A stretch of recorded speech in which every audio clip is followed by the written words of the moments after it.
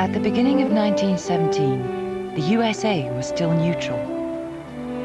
Britain and France were trying to get America to join the war on their side. But the Americans were only prepared to sell weapons and lend money to the Allies. Neither America nor its president, Woodrow Wilson, wanted anything to do with the fighting.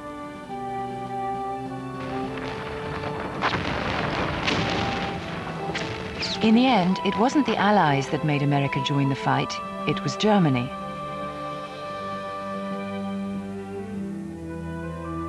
The Germans said they had the right to sink ships sailing to their enemies.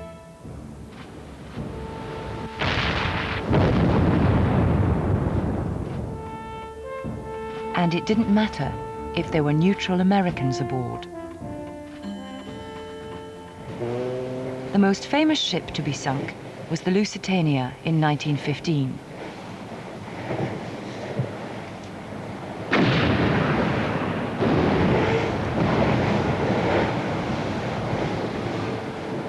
"1,200 people were killed, and 198 of them were US citizens. But even then, President Wilson said the USA should remain neutral. Germany realized how dangerous it would be if America joined the war, so pulled back their submarines or U-boats. But by 1917, Germany was desperate. So they decided to cut off all supply routes to Britain by attacking any ship heading there. They gambled that Britain would be starved into surrender before the Americans joined the war. At the same time, a secret telegram sent by Germany to Mexico was intercepted. It proposed that Mexico declare war against the United States. Their reward would be the American states of Texas, New Mexico, and Arizona. When Woodrow Wilson read this telegram, he felt he no longer had a choice. In April 1917, the USA joined the war on the Allied side. Wilson explained to the American people that the USA was fighting for democracy, the right of people to choose their own government, just like in Britain, France, and the USA. It is a fearful thing to lead this great, peaceful people into war, into the most terrible and disastrous of all wars. But the right is more precious than peace, and we shall fight for things which we have always carried nearest to our hearts. The world must be made safe for democracy. For Wilson, the war was being fought for very important reasons. But he wanted it to be the war to end all wars, so he put together a series of guidelines that he believed would lead to a safer, democratic, and peaceful world after the war. These guidelines were called the 14 Points.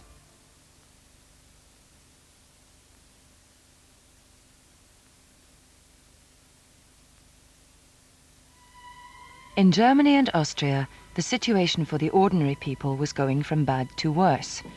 Since 1916, they had suffered severe shortages of everything, including food. But for the soldiers, there was some hope. A revolution in October 1917 took Russia out of the war, so Germany no longer had to fight on two fronts. All their troops could be sent to the west.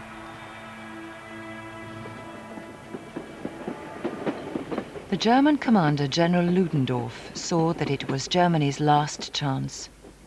He decided to launch a massive attack on the Allies, which he believed would break the stalemate and win the war. Rudolf Binding was one of 1 million German soldiers secretly assembled along a 50-mile stretch near to the Somme.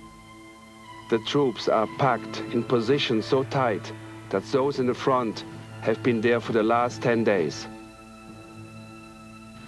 For weeks past, ammunition has been hauled and hauled night after night to be piled in mountains round the guns. All that is to be poured out on the enemy. Tomorrow, there will be nothing to keep secret, for then hell breaks loose.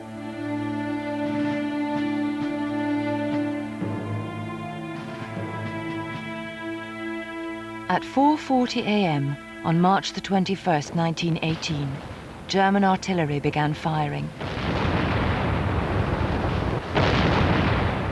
In just 4 hours, over 1 million shells, many of them filled with poison gas, fell on the British lines. Specially trained groups of German stormtroopers, armed with machine guns and flamethrowers, broke through the British lines.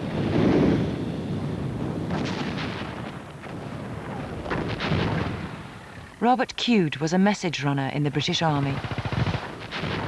All wounded have to be left. It has been a nightmare, and one that I do not want again.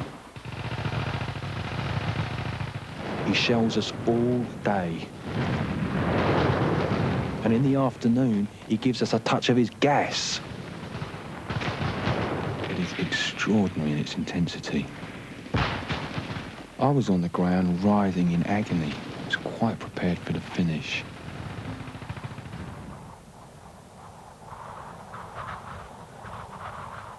In 4 days, the German army advanced 14 miles, the greatest gain of territory since the stalemate of 1914. 90,000 Allied soldiers were taken prisoner. Over the next 4 months, the Germans launched numerous attacks on the Allied lines. The German plan seemed to be working. But the Allies had prepared their defenses, and for every Allied trench the Germans took, there was another one to conquer. Ludendorff became more desperate, throwing in every man he had. Australian Cyril Lawrence was at the battle. To him, all the Germans were Fritz. The other day, Fritz made 13 attacks upon our little front. As usual, he came in mass. At one place, 7 waves, shoulder to shoulder. But all he got was a devil of a hiding. Our machine guns had the day of their lives. They all agree that it was simply murder. The bodies piled and piled up. Fritz's casualties must be enormous. I think it will be all over shortly. It cannot go on at this rate.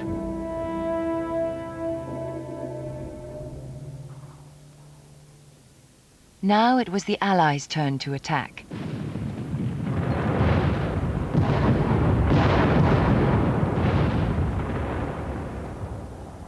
The German army began to pull back. Many of the German soldiers were starving and stopped to loot food or surrender. The German leaders believed if the German army couldn't win this battle, then they couldn't win the war.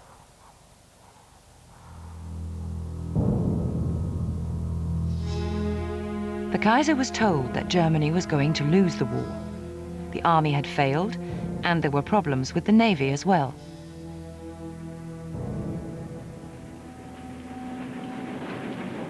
The navy, with its expensive ships, had only left port once during the whole war. All the sailors were bored and felt badly treated. In October, when everyone realized that the war was coming to an end, the German fleet was ordered to sea to fight. The sailors didn't see any point in risking their lives now when peace was so close. They mutinied. Seaman Richard Stumpf had started the war as a loyal supporter of the Kaiser. Now the revolution has arrived. This morning I heard the first flutter of its wings. It came like lightning. It descended with one fell swoop and now holds all of us in its grip. Germany must get rid of the Kaiser, end the war, and to become a real democracy. The revolt spread from the ships to the docks, and from the docks to the streets of Germany's cities. The Kaiser and Ludendorff both fled abroad. Germany was in chaos. German High Command asked for a ceasefire before their country was invaded, but the Allies demanded Germany's surrender. The armistice began on the 11th of November, 1918.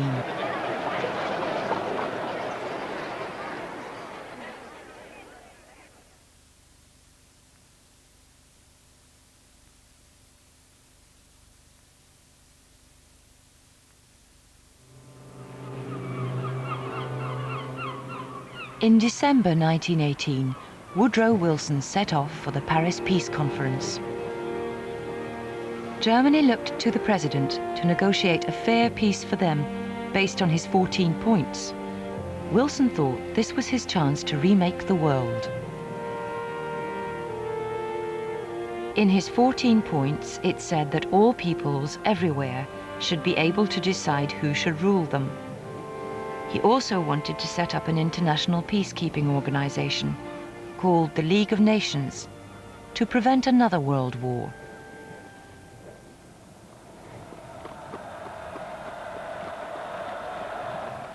Wherever he went, people turned out to welcome him. In France, Italy, and Britain, thousands greeted the president. But the leaders of the nations weren't so pleased to see Wilson. Britain's Prime Minister, David Lloyd George, was afraid that Wilson's plans would mean the end of Britain's empire. The French Premier, Georges Clemenceau, wanted to make sure that Germany could never invade France again, and he felt that Wilson's plans just wouldn't work. Also at the peace talks were lots of the smaller nations. They hoped that Wilson's 14 points would mean that they would gain independence. Delegations from all over the world came to me to solicit the friendship of America. They frankly told us that they were not sure they could trust anybody else. Some of them came from countries which I have, to my shame, to admit that I never heard of before. Clearly, discussions between the Allies over the peace terms weren't going to be easy, but a solution was needed to end the chaos throughout Europe. Nowhere more so than in Germany. The Kaiser had gone, and the continuing Allied naval blockade meant there were still severe food shortages. Different political groups were struggling for power. People were fighting in the streets of Berlin.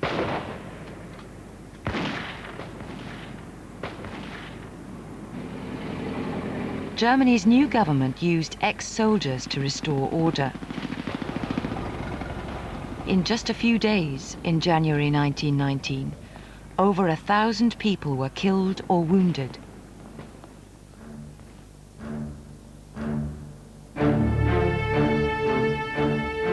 In Paris, the peace talks were now being held behind closed doors. And Wilson was giving in on one point after another.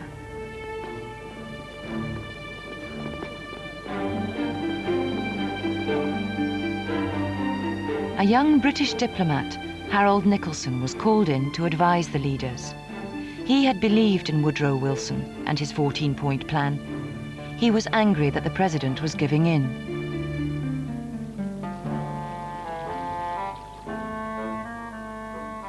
The door opens. A grand room with the windows open upon the garden and the sound of water sprinkling from a fountain. Clemenceau, Lloyd George and President Wilson have pulled up armchairs and crouch low over the map. It's appalling that these ignorant men should be cutting parts of the world to bits, as if they were dividing a cake. During the afternoon, there is the final revision of the frontiers of Austria. Hungary is divided up, lazily, carelessly. Then another frontier. Then tea and macaroons.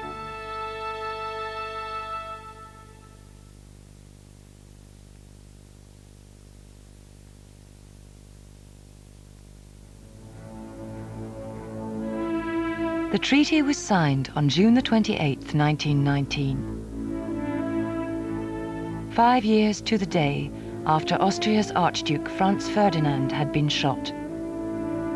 The spot chosen for the signing was the Palace of Versailles in Paris. The treaty said that Germany was guilty of starting the war, and so had to pay the full cost. Germany was also stripped of all its colonies and only allowed to keep a small army and navy. When the German delegates were led in to sign the treaty, Harold Nicholson was there.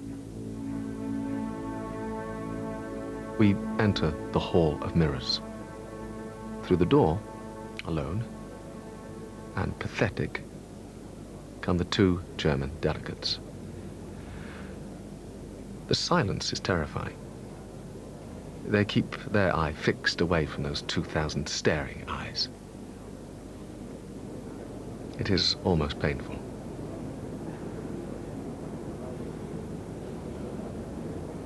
They sign.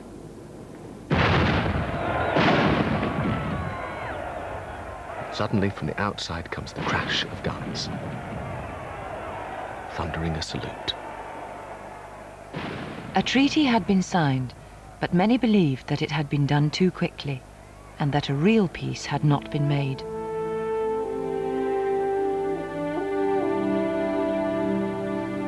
The many different disputes over borders and territories which had contributed to the start of the First World War had not been solved.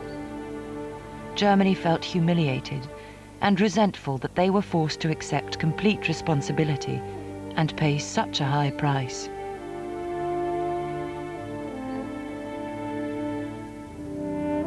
It is easy to criticize the peacemakers. Many people now think they were attempting to do an impossible task in impossible circumstances.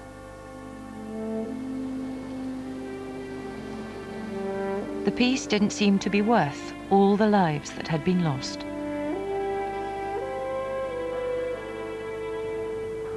It was not a lasting peace. In September 1939, World War broke out again.